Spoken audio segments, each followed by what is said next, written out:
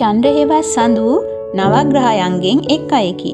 සියලු දෙනාම ප්‍රිය කරන චන්ද්‍රහෙවත් සඳු ග්‍රහයෙක් වගේම දෙවි කෙනෙකු ලෙස පිදුම් ලබනවා. සෞම්‍යභාවය සහ සිසිලස සදන සඳු සංසුම්භාවයෙන් යුතු වෙනවා.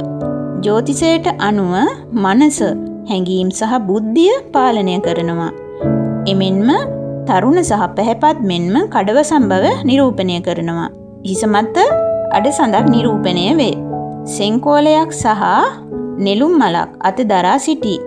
සෑම රාත්‍රියකම සුදු අශ්වයන් සහිත රථයක අහස වටා ගමන් කරමින් ආලෝකය ලබා දෙන චන්ද්‍ර දෙවිඳු සුදු පැහැයෙන් යුතු බව පැවසෙනවා. සෝම ලෙසද චන්ද්‍ර දෙවියන් හඳුන්වන බව සඳහන් වෙනවා.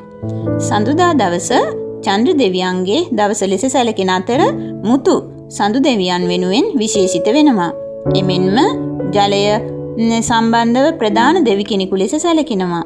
චන්ද්‍ර දෙවියන්ගේ උපත පිළිබඳ මත කිහිපයක් පවතිනවා. ඉන් එක් මතයක් ලෙස බ්‍රහ්ම දෙවිඳුගේ මනසින් උපන් බවත්, තවත් මතයක් ලෙස ඍෂි අත්‍රි සහ ඔහුගේ බිරිඳ අනසුයාගේ දරුවෙකු ලෙසද කියවෙනවා.